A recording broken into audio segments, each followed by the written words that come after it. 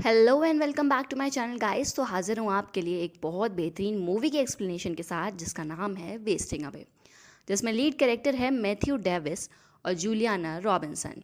ये मूवी 2007 में रिलीज़ हुई है, जो एक कॉमेडी और हॉरर से भरी हुई है। इस मूवी में आपको देखने को मिलेगा किस तरह चार दोस्त जॉम्बीज बन जाते हैं। और अगर आपको जॉम्बीज और वैम्पायर से रिलेटेड मूवीज़ पसंद है तो आपको ये ज़रूर देखना चाहिए।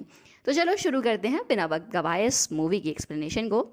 मूवी की शुरुआत होती है और हमें देखने को मिलते हैं चार लोग, जिसमें एक आर्मी का डॉक्टर जो कि एक सीरम अप्लाई कर रहा है अपने आर्मी को एक जवान को। ये सीरम को आर्मी के एक जवान के लिए बनाया गया था जो इन लोगों को ताकत देगा। लेकिन जैसे ही डॉक्टर आर्मी को सीरम इंजेक्ट करता है वो आदमी बेहोश हो जाता है। थोड़ी देर जब उसको होश आता है तो वो आर्मी डॉक्टर के कंपाउंडर पर हमला कर देता है जो कि उसके बगल में खड़ा था। दरअसल इस सीरम से अब वो जॉम्बीज बन चुके थे। लेकिन जब डॉक्टर ये सब देखता है तो उसे पता चल जाता है और वो उस सीरम को पैक करके उसका ठिकाना लगाने के लिए दो आर्मी को भेजता है। लेकिन ये आर्मी उस सीरम को ले जा रहे होते हैं तो उन दोनों में मैप को लेकर बहस होने लगती है।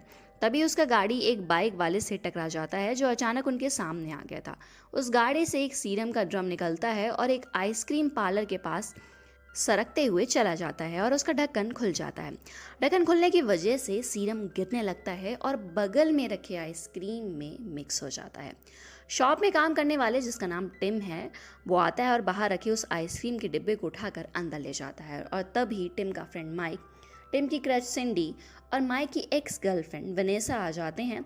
टिम उसे जब आइसक्रीम देता है लेकिन फिर वो देखता है कि आइसक्रीम का कलर चेंज हो गया है, लेकिन वो कुछ बोल नहीं पाता। फिर वो चार दोस्त बहुत मज़े से आइसक्रीम खाते हैं और वहीं गिरकर बेहोश हो जाते हैं। तब हमें उनको जॉम्बीज बनते हुए दिखाया जाता है, लेकिन जब उनको होश आता है तो वो बिल्कुल नॉर्मल थे। लेकिन उन लोगों के सर में बहुत दर्द हो रहा था। माइक उठते ही कुछ खाने लग जाता है।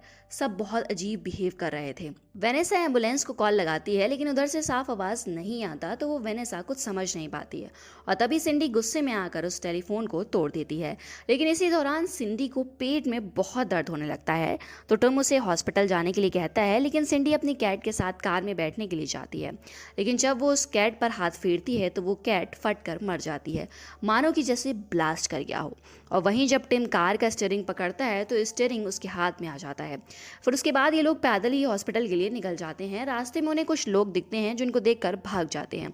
दरअसल ये लोग जॉम्बीज बन गए थे, लेकिन ये बात इनको नहीं पता था।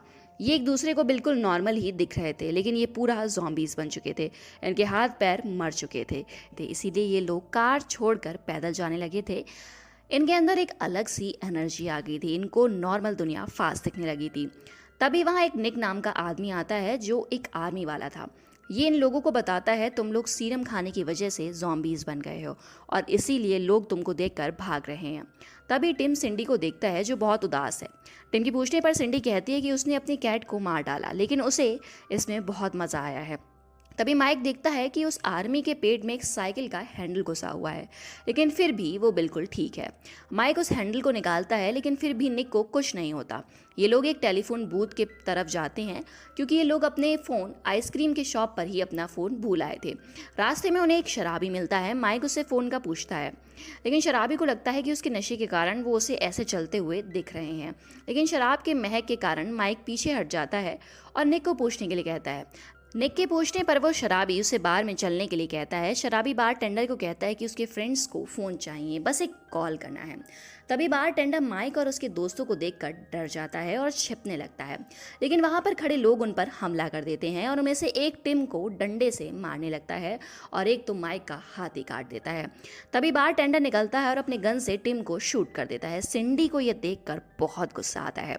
वो बार टेंडर को मार देती है और वहीं वेनेसा भी दो लोगों को एक साथ गर्दन पकड़ती है और उठाकर मार देती है। इसके बाद सिंडी टिम के मर जाने की वजह से रोने लगती है, लेकिन निक चुपचाप खड़ा होकर सब कुछ देख रहा था। अचानक टिम उठकर बैठ जाता है। टिम गोली लगने से मरा नहीं था। वेनेसा की इन्फेक्शन के बारे में पूछने पर निक कहता है बहुत सारे लोग इस सीरम से इन्फेक्टेड हो गए हैं, लेकिन हम लोग बाकी से अलग हैं क्योंकि हमें डायरेक्ट सीरम नहीं इंजेक्ट हुआ है। लेकिन अब आर्मी वाले सारे इन्फेक्टेड लोगों को मार रहे हैं, इसीलिए हमें अब साथ रहना चाहिए। फिर हम देखते हैं माइक अपने हाथ को देख रहा है जो चल रहा है। माइक हाथ उठाकर टेप से हाथ जोड़ देता है। फिर ये लोग उसी डॉक्टर को ढूंढने निकल जाते हैं जिसने इस सीरम को बनाया था। लेकिन वो लोग देखते हैं कि वहाँ आर्मी इन्फेक्टेड लोगों को ढूंढ ढूंढ कर शूट कर रही है। तो ये लोग छिप जाते हैं। तभी निक एक आर्मी को उस डॉक्टर से बात करते हुए देखता है, लेकिन उसे कुछ समझ नहीं आता है क्योंकि उसको नॉर्मल लोग ही हर चीज़ फास्ट दिखाई दे रही थी, इसलिए बात भी फास्ट सुनाई दे रहा था। लेकिन डॉक्टर एक सिगरेट कार के बाहर फेंकता है जिसको अभी वो यूज़ किया था। निक इस सिगरेट को उठाकर सूंघता है और डॉक्टर का पीछा करता है। ये लोग डॉक्टर को एक रेस्टोरेंट में जाते हुए देखते हैं। तब टिम अपने हेड का चमड़ा उखाड़ लेता है तो सिंडी उसे छिपा कर कहती है सब ठीक हो जाएगा। फिर ये रेस्टोरेंट के पीछे गेट से अंदर जाते हैं जहाँ दो लोग खाना बना रहे थे। ये उन दोनों को मार देते हैं और निक अकेले वेटर वाला कपड़ा पहनकर अंदर जाता है जहाँ डॉक्टर उसके साथ कर्नल बैठा हुआ था। तभी निक का एक स्किन का टुकड़ा टूटकर कर्नल के प्लेट में गिर जाता है। कर्नल गुस्सा करने लगता है। तभी सबका ध्यान निक पर पड़ता है और सब डर कर भाग जाते हैं। निक अपने दोस्तों के साथ वहाँ से भाग गया और एक जगह जाकर सब साथ बैठ जाते हैं। निक कहता है शहर में बहुत लोग इन्फेक्टेड हो चुके हैं, इसीलिए अब वो डॉक्टर तक नहीं पहुंच सकते और उसे जल्द से जल्द इन्फेक्शन के बारे में इंफॉर्मेशन चोरी करना होगा। लेकिन तभी सिंडी को अपनी फैमिली की याद आने लगती है। वो जाना चाहती थी लेकिन निक उसे मना कर देता है। फिर वेनेसा भी कहने लगती है कि उसे जाना होगा। ये चारों वहाँ से चले जाते हैं। निक उसे बहुत समझाता है लेकिन ये नहीं समझते हैं। निक अकेले ही डॉक्टर की तरफ निकल जाता है और वहीं हम देखते हैं टिम सिंडी के साथ उसके घर जाता है। वो दोनों चुपचाप घर में घुस जाते हैं। तभी सिंडी के पेरेंट्स टिम को तीर मारते हैं लेकिन सिंडी बहुत प्यार से उस तीर को निकाल देती है। अब हम देखते हैं निक डॉक्टर के घर पर पहुंचकर इन्फॉर्मेशन चोरी करने लगता है। तब उसे किसी के आने की आवाज़ सुनाई देती है। वो छिपने के लिए अलमीरा में बंद हो जाता है लेकिन उसका एक उंगली कट कर बाहर ही गिर जाता है। डॉक्टर और कर्नल अंदर आते हैं और तभी वो उंगली की वजह से निक को देख लेते हैं। लेकिन फिर डॉक्टर निक को इलेक्ट्रिक शॉक देकर बेहोश कर देता है। वहीं फिर हम देखते हैं माइक वेनेसा के साथ उसके बॉस के घर पर पहुंच जाता है। माइक पूछता है तुम यहाँ क्यों आई हो? तो वेनेसा कहती है ये मेरा पर्सनल मैटर है और अब हम रिलेशन में नहीं हैं, तो इसीलिए तुम मुझसे ये सवाल नहीं कर सकते। वेनेसा माइक को बाहर रुकने के लिए कहती है और वो अंदर चली जाती है। बॉस वेनेसा के आने का सुनकर बहुत खुश हो जाता है और उसके लिए वाइन बनाने लगता है। अंधेरे की वजह से बॉस वेनेसा को देख नहीं पाता और अंधेरे में किस करने लगता है। लेकिन तभी वेनेसा का स्किन उसके मुंह में आ जाता है।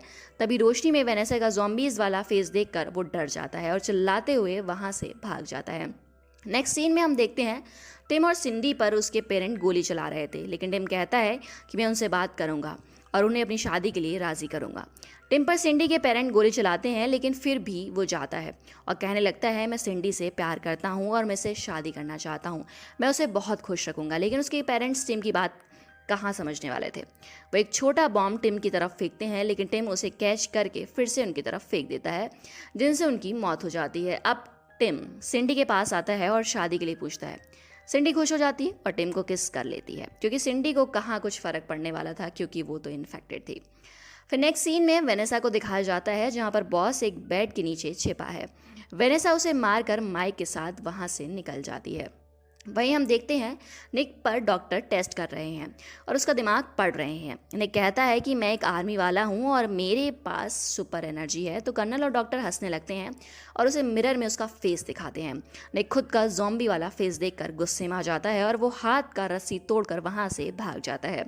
अब फिर से चारों दोस्त मिल जाते हैं। टिम और सिंडी को देखकर माइक और वेनेसा बहुत खुश होती हैं, लेकिन फिर माइक कहता है कि उन्हें ऐसे खुले में नहीं रहना चाहिए। वो बगल में एक बार में जाते हैं, वहाँ सब नशे में होते हैं। तो पहले तो किसी को पता नहीं चलता, लेकिन फिर एक लड़का सिंडी से फ्लर्ट करने लगता है। तब इस बात पर टिम और उस लड़के में झगड़ा होने लगता है।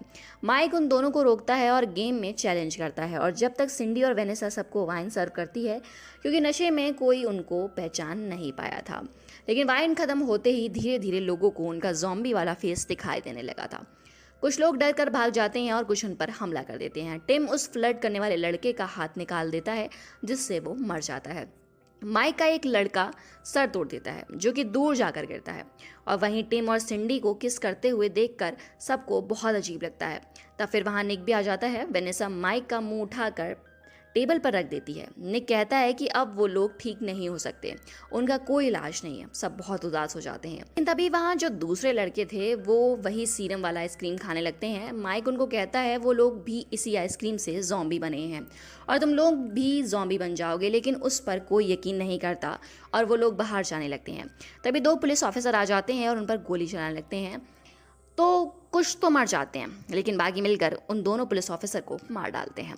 माइक उनको कहता है कि यहाँ पर कोई भी जानबूझकर ये सीरम नहीं लिया है, इसमें उसकी गलती नहीं है, लेकिन फिर भी आर्मी वाले उन्हें जिंदा नहीं रहने देंगे और नॉर्मल लोगों के बीच वो रह नहीं सकते, इसीलिए उन्हें अब कोई ऐसी जगह ढूंढनी होगी जहाँ वो सेफ रह सकते हैं। सब माइक की बात से बहुत खुश हो जाते हैं। वेनेसा एक बैग लाती है और उसमें माइक का मुंह रख देती है और वो उसमें 2 छेद कर देती है जिससे वो देख भी सके। अब वो लोग वहाँ से साथ निकलते हैं। सब एक ट्रक में जाकर मरने का एक्टिंग करते हैं। निक ट्रक ड्राइव करता है और खुद की बॉडी को अच्छे से कवर कर लेता है जिससे आर्मी उनको पहचान नहीं सके और वो लोग आर्मी कैंप की तरफ जाते हैं, लेकिन रास्ते में माइक वाला बैग गिर जाता है। वेनेसा, टिम और सिंडी बैग लेने के लिए गाड़ी से उतरते हैं और निक भी उतर जाता है, लेकिन निक ब्रेक लगाना भूल जाता है और वो ट्रक आगे चला जाता है। अब निक और उसके साथी जंगल की तरफ भागते हैं क्योंकि वहाँ आर्मी आ गई थी, लेकिन जब वेनेसा माइक को बैग से निकालती है तो देखती है कि माइक के मुंह में एक बॉम्ब है जो उस बैग में ही था। माइक उन लोगों को कहता है कि उसे वहीं छोड़कर वो लोग वहाँ से चले जाएं और जैसे ही आर्मी वहाँ आएगी तो वो खुद को ब्लास्ट कर देगा जिससे वो लोग सेफ हो जाएंगे, लेकिन वेनेसा उसे ऐसा करने से मना करती है। लेकिन तभी माइक का हाथ आ जाता है और वेनेसा को समझाने लगता है। तब वो मान जाती है और वो लोग माइक को छोड़कर वहाँ से ट्रक की तरफ चले जाते हैं। तब देखते हैं कि एक ब्लास्ट हुआ और कुछ आर्मी वाले मारे गए। सब बहुत उदास थे। निक अपने बागी साथियों को कहता है कि जो ज़ॉम्बी बन गए थे, चलो आर्मी वालों को सबक सिखाएं। उनकी वजह से वो लोग इधर उधर भाग रहे हैं और उनकी वजह से ही माइक की जान गई है। लेकिन जब ये लोग आर्मी कैंप की तरफ जाते हैं तो देखते हैं कि वहाँ कर्नल और डॉक्टर भी हैं। वेनेसा पूरा प्लान समझाती है। फिर निक कहता है कि वो पहले जाएगा और सबका ध्यान भटकाएगा जिससे बाकी लोग आसानी से वहाँ जा सकें। इसके बाद सब एक दूसरे से गले मिलने लगते हैं। फिर हम देखते हैं निक आर्मी के सामने जाकर डांस करने लगता है। सब उन पर गोली चलाने लगते हैं तो निक की वहीं पर मौत हो जाती है और उतने में बाकी ज़ॉम्बी भी आ जाते हैं और उन पर हमला कर देते हैं। फिर हमें दिखाया जाता है ज़ॉम्बी की एक अलग दुनिया है जहाँ वो लोग साथ रहते हैं और वहीं हमें दिखाया जाता है निक अभी भी जिंदा है जिससे उस दिन कर्नल और डॉक्टर वहाँ से लेकर गए थे। जो अब डॉक्टर के ट्रीटमेंट पे हैं, कर्नल निक को धमकी देता है तो निक हंसते हुए कहता है वो अब आर्मी नहीं है, अब वो ज़ॉम्बी है। और इसी के साथ मूवी की एंडिंग हो जाती है। आई होप कि आपको ये मेरी एक्सप्लेनेशन पसंद आई होगी। तो जाने से पहले चैनल को सब्सक्राइब और बेल आइकन को प्रेस करना ना भूलें। Thank you.